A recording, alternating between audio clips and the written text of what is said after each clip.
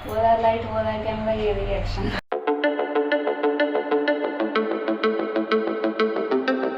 तो hello everyone, ये वाला वीडियो स्पेशली मैं बना रही हूँ कि वैक्सीन जो पड़ता है बेबीज़ को first time, actually this is second time जो पड़ता है। फर्स्ट टाइम बेबीज़ को बॉर्न होते ही पड़ जाता है, वो हॉस्पिटल में होता है और वो आपके पीडियाट्रिशियन या जो भी आपके डॉक्टर हैं वो अच्छे से देख के दे देते हैं। बट अगर आप मेरे जैसे हो कि आपने बेबी को बॉर्न कहीं पे और किया और फिर आपको मम्मी के पास आना होता है या कोई भी लोकेशन चेंज करना होता है, तो फिर वहाँ के जो डॉक्टर्स होते हैं तो उनके अकॉर्डिंग फिर आपको सर्च करके उनको मेडिसिन देना होता है। तो फिर क्या प्रिकॉशन देखना होता है और क्या करना होता है ना, तो वो सारी की सारी डिटेल्स आपको इस वाली वीडियोस में मिल जाएंगी। तो शुरू करते हैं। मिष्टी को लेके हम यहाँ के जो पीडियाट्रिशियन है, जो चाइल्ड स्पेशलिस्ट है, उसके पास गए थे, जो कि है कौशिक गोस्वामी। बहुत ही अच्छा डॉक्टर है हल्दिया का। बेसिकली यहाँ के जितने भी मदर्स होते हैं वो उनको प्रेफर करते हैं, तो हम भी उन्हीं के पास गए। हमारे घर में अभी तक में जितने भी बेबीज़ हुए हैं तो सबको वहीं पे लेके गए हैं हम। और जितना भी वैक्सीन, मेडिकल इशू जो भी ज़रूरत पड़ी है तो उन्होंने हमें बहुत अच्छे से गाइड किया है। तो मिष्टी को जब हम लेके गए तो उन्होंने उसका वेट चेक किया, उसकी हाइट चेक की और फिर उसका ग्रोथ कैसा है, प्रॉपर है कि नहीं, उसको कोई इशू हो रहा है कि नहीं। जैसे कि मिष्टी को कफ हो गया हुआ था तो वो उन्होंने चेक किया कि वो अभी भी है कि नहीं। फिर उसका नोज़ बंद हो जा रहा था, वो सारा का सारा कुछ उन्होंने चेक किया और फिर हमको बताया कि उसको कफ अब नहीं है, उसका सिर्फ और सिर्फ नोज़ बंद हो जा रहा है, उसको ब्लॉकेज है।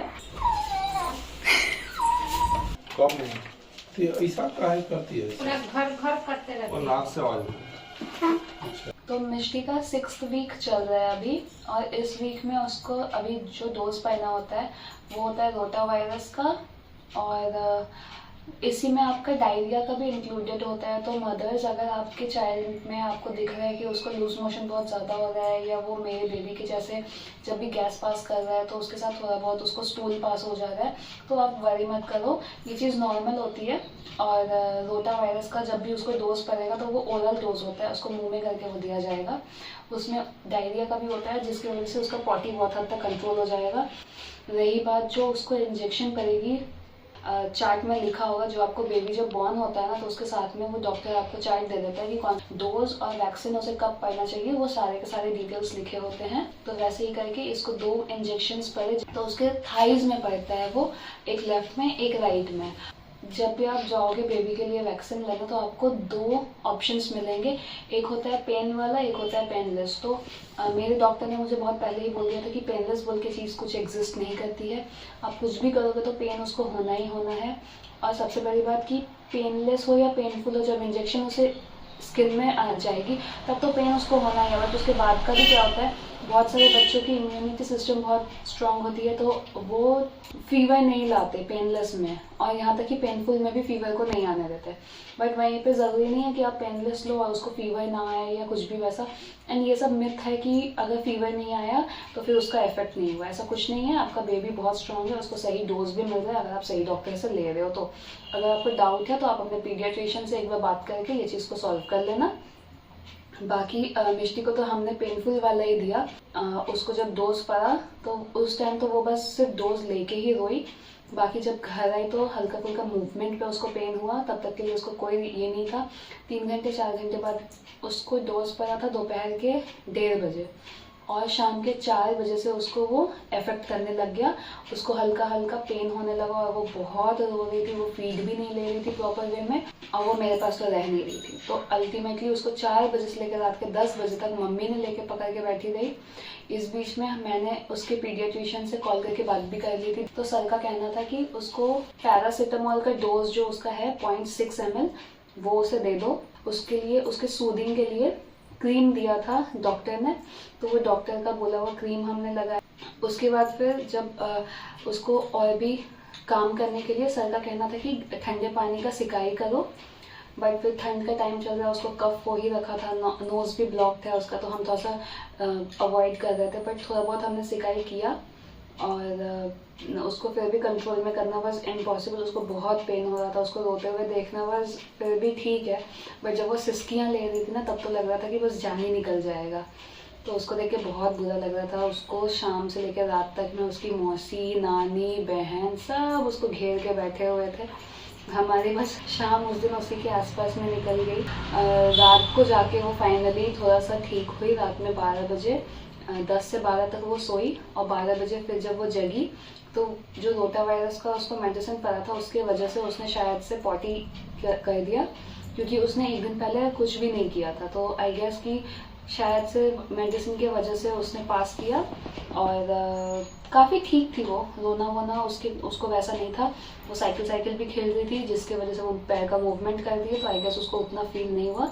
पैर का पेन भी उसको बेरेबल था, तभी वो पैर हिला रही थी, वरना बच्चे पैर जल्दी हिलाएंगे नहीं अगर पेन रहेगा तो।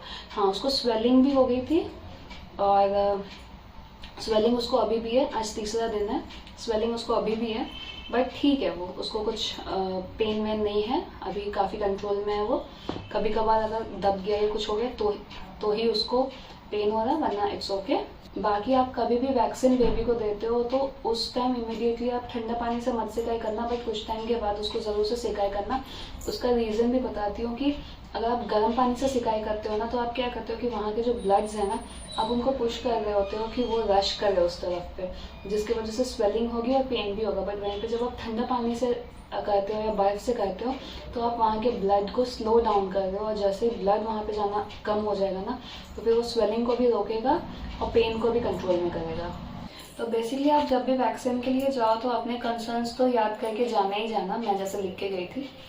और ये चीज़ भी चेक करना कि बेबी का वेट और ग्रोथ और उसका डेवलपमेंट कैसा चल रहा है, बिकॉज उसके बॉर्न होने के बाद उसका वेट कमता है, बट फिर ग्रेजुअली क्योंकि वो ब्रेस्ट फीडिंग पे है, अगर नहीं भी है तो भी उसका कुछ ऊपर बढ़ना चाहिए वेट। 1 kg से लेके 1.9 kg तक बोलते हैं कि उसका होना चाहिए, बट फिर वो बेबी के ऊपर भी डिपेंड करता है और आप उसको क्या फीड दे रहे हैं वो भी। बट स्टिल मैं बोलूँगी कि आप एक बार चेक ज़रूर से करिएगा अपने डॉक्टर के साथ कि उसका वेट और उसका हाइट और उसका ग्रोथ जो भी है या डेवलपमेंट जो है वो सब सही है कि नहीं। और बाकी की और भी इन्फॉर्मेशन के लिए चैनल को सब्सक्राइब करना मत भूलिएगा। Keep following us. क्या हुआ? अरे मिष्टी हो गया बेटा। ओए क्या हुआ? अरे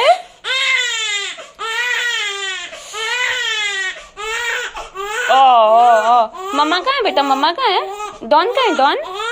ओए ओए डॉन कहाँ है? ओ डॉन के पास जाना है?